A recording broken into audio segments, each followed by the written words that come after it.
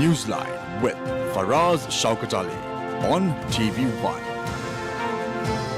A very good evening to you and a warm welcome to Newsline Zoom. My guest today is Professor Aminda Perera, who's from the Wamba University in the Kurunagala district, which of course in Kulia. Good evening to you, Professor, and welcome to Newsline. Yeah, good evening, Faraz. Good evening. Thank you. The question for tonight's program is, can we sustain a contracting economy? Is this a folly or is it sustainable, a contracting economy? Well, I would say it's a very debatable topic. And what I personally believe for us now, like why the government wanted to limit the economic transactions because of the inflation. So basically, like when it comes to the inflation, we have to accept that we had a very high inflation. And theoretically, when it comes to inflation, there can be two types. One is that demand weather pull and the cost pull. Now, here for me, the Sri Lankan inflation is mainly because of the cost. So if it is cost, by just limiting the economy, I don't think that we can go for a good decision or overcome the issue. Because now we can experience that since we have limited all these economic transactions, we have seen like last couple of weeks and a couple of months, so many companies or the businesses, they collapsed. So we have to be very vigilant. We have to be very careful when it comes to long-term economic decision. In the short term, yes, we can do something, but we have to look at the repercussions of those in long term. Therefore, I don't agree with the contraction. What I believe is, we have to run the economy.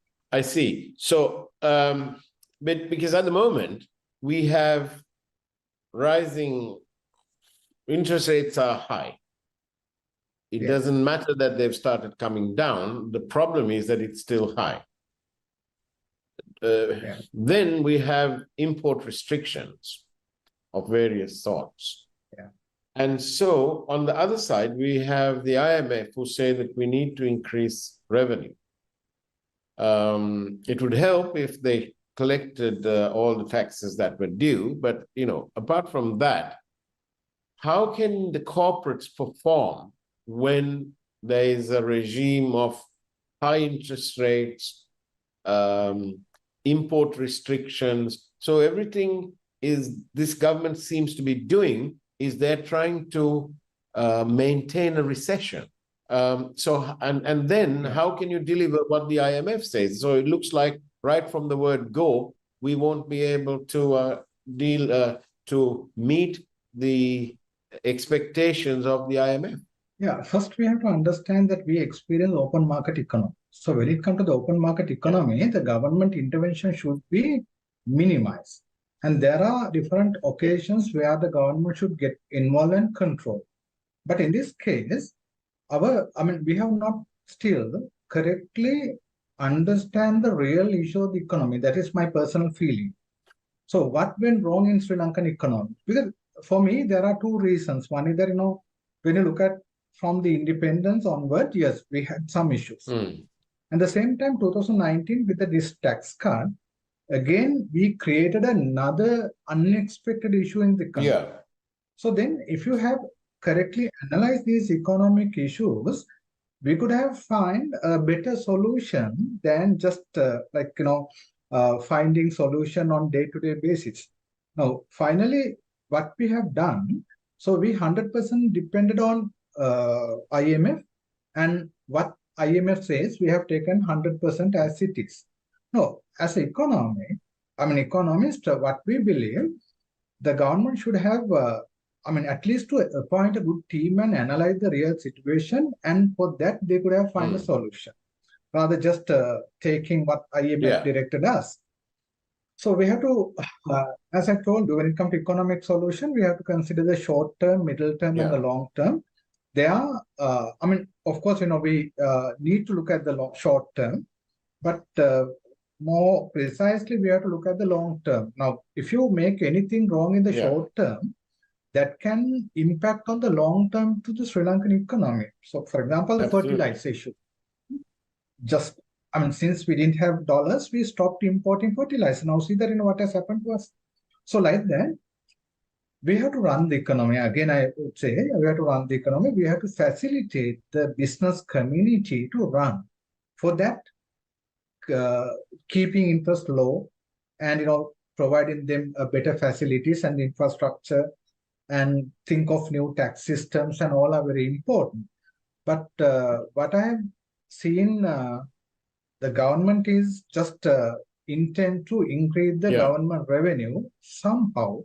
Therefore, they increase the taxes, they put everything on the business people, rather correctly analyze and finding a sustainable solution. Now, a lot of people, and I'd like to put to bed this myth. I call it a myth, but let me tell you what that myth is. A lot of people say, look, the banks are doing very well. The banks are making a lot of money and that sort of thing. But the fact is that they're not, are they, really? Yes. Because if you consider the capital employed by the banks, it's vast. And so I'm struggling here to look for to get you the interbank comparison thing here. So banks, their return on equity after tax ranges from about 14, 12%, 12.5%, 9, 11, 5, 4.8. Those are the development banks. 8.9, 17, and 10.6. So somebody's made 17, But when you take into account inflation, then all these figures that I've just mentioned mean absolutely nothing. But in my absolute money terms, it's a lot of money. But what do you say to that? How can you explain it to the section of the public who seem to think that the banks are doing all right? Thank you very much. Yeah. Now, we just look at the absolute numbers, not the comparative numbers. So we have, the last few months or the few years rather. So the bank were charging high interest on the loans. So it went up around, say, sometimes the 30%, whereas they have given only 3 to 5% for the normal deposits, other than the fixed deposits. So we compared the loan services cost and the amount that they charge from the government, especially this pressure from the treasury bonds. And when you look at the gap, yes, there were considerable amount in terms of rupees. But as you correctly mentioned, so we have to look at the real terms. Now, these are the cash terms. Okay? So when it comes to the cash term, yes, we can say that, they earn billions of profit. But if you want to convert them to the real figures, so we have to divide that by the inflation. And when you look at the inflation, that went up even over 70. And the international figures indicated that we crossed even the 100 and we touched the 132% in March, in between the March and the May. So in that case, whatever that you earn, if you can't exceed the inflation rate, everything finally, there will be an impact in negative terms. Therefore, even though we say that the banks earn profit, if you convert them into the real term, of course, they lost their, we say the wealth, not the profit. So in terms of the wealth here, not only the bank, almost all, including ourselves, we deposited our money in banks, earning just say 10 to 15%, and finally our prices went up over 70%. So they ended up with minus numbers now. What about looking?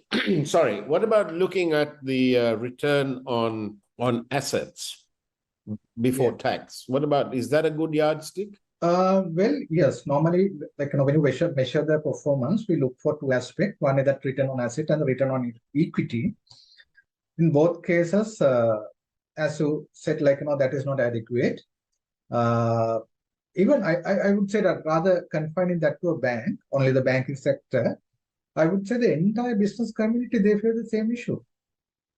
Because if you look at the banking, at the banks, and my figures here tell me that the return on assets, if you look at it that way, it's most of them are not even 1%, 0.7, 0.7, 1%, 0.75, 1.2, 0.5, 0.3. One person's got 1.1%, and somebody else has got 2%, 2.4.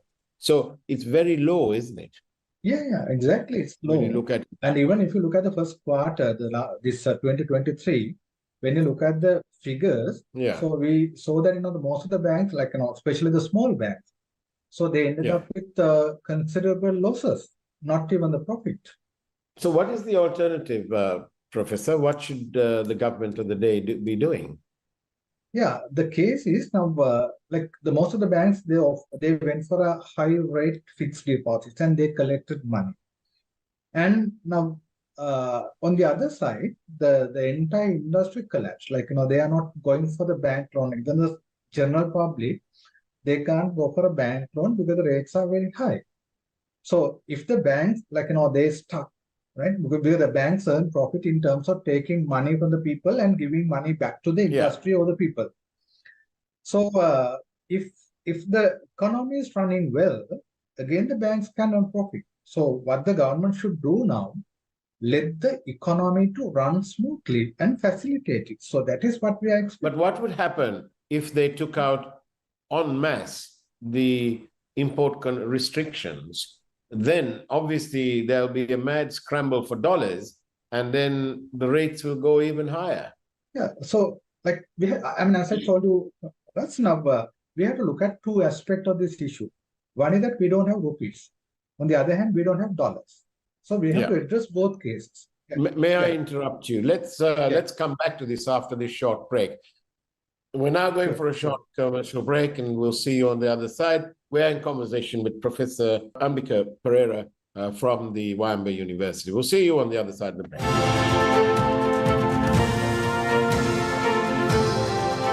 Newsfirst, Newsline with Faraz Shaukat Ali on TV1. President calls for a report on the NMRA within 2 weeks. Body of the missing Danish tourist who attempted to summit the Alagalla mountain found.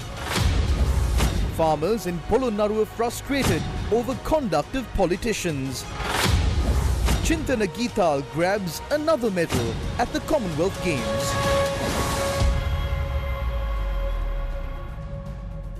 When a heart attack strikes, every minute makes the difference between life and death.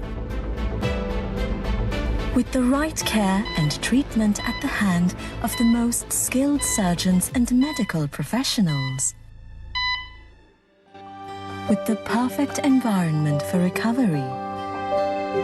Darden's Heart Center, dedicated to you.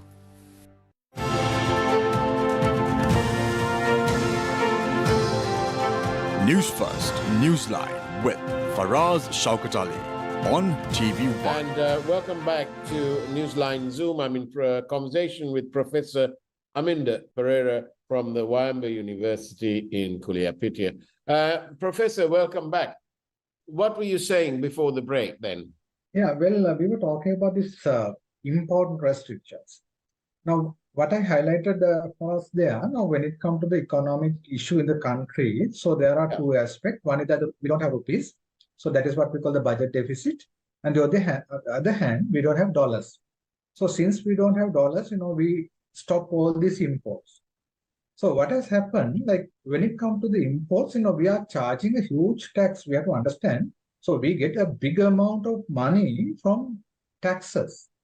Now, if you take vehicles only, we know that how much the government is charging. Sometimes they go for over 400%. Now, when you stop importing vehicles, that impacted on the rupee income as well. So we have to look at both aspects. Now the government says, they don't have rupee even. So there should be a proper balance. I don't think like just opening the entire economy at once and let the people to bring down everything from other countries is not correct. But in one day, we have to open the economy, because especially when it comes to the intermediate goods. So the industries are stuck because we don't have machineries now. we don't have fertilizer, we don't have chemicals. So, we have to look at both aspects. Therefore, there should be very rational decision rather just, controlling imports or controlling export, anything, something like that. There should be more rational and economic decision. Professor, do you see when we observe that the interest rates are coming down and the inflation, the rate of inflation is also now remarkably down, much lower than it was. Do you see this process getting better, or is it going to come to a point where we say, well, this is the best we can do, unless we go the other route, which is to grow the economy? I would say that this moment is not the correct time to answer it, because everything depends on the way that we handle our external debt restructuring process. Now, up to now, we are dealing with the foreign other dealers, and we try to get our foreign debt restructured and the local as well. So if we can overcome that problem by, say, September, so therein after we can expect a better economy. So if you fail in any case, so then we'll be turning to other way around. So at this moment, I believe that, when you compare with the last year, yes, we are on the better field or the better ground rather. So if we can continue with, yes, we can overcome this issue. But everything depends on that, how we deal with the foreign, the donors and the foreign, say, the creditors, and how we are going to deal with them within these couple of months. And so if you can... and Professor, political instability, how do you think that impacts on the economy? Because we have, we know that one of the matters that are being considered now in political sort of corners is this move to try and have a referendum and extend the term of the parliament rather than an election, a la J.R. Wardner style, But what do you think? How does political uncertainty affect the economy? So, of course, there are, these two are connected. Now, even 2019 and the 20, what we experienced in the country is initially we started with economic issues, and finally that ended up with a political crisis. So, even now, what we have seen that, the political instability is a big, the problem for the government to run forward. I can take the country economy forward. Because now, when you look at the IMF agreement, so there's a very important aspect of that is, we have to get past this STAR Act, Stolen Asset Recovery Act. For that, the government need to get the support of all these the people who are in the government side. Okay. Yeah. So so that would be very crucial. That would be very crucial. And at the same time, we can see that again the political concerns are controlling the economy. So I'm sure that personally, I believe the best thing is rather going for any other way of keeping their power. So going for an election and go for a strong government would be very much important to the president, especially to implement this IMF agreement or whatever the policies that they are going to implement. Because otherwise, they'll be taking more time to get one act passed and finally come to the final outcome of the economy. So even the IMF, I don't think they are happy with the current situation. We've got a few minutes left, Professor. What should be the dollar earning strategy of the government of the day? Yeah, so when it comes to the dollar earnings, basically we look for the four aspects. One is that exports, another one is the tourism, and foreign direct investment, and the remittances. And when you take the exports, we get approximately $1 billion per month. But just compare, just think of from 1977, maybe in 1989, we started this garment exports. Other than that, do we have any other way of taking dollars to the country, earning dollars to the country? No, any other country. So we have to think of how we can expand our export market. Even the IMF financial plan very clearly indicated that currently we have around $13 billion per annum in terms of exports. So we have to take it up to $16.5 billion.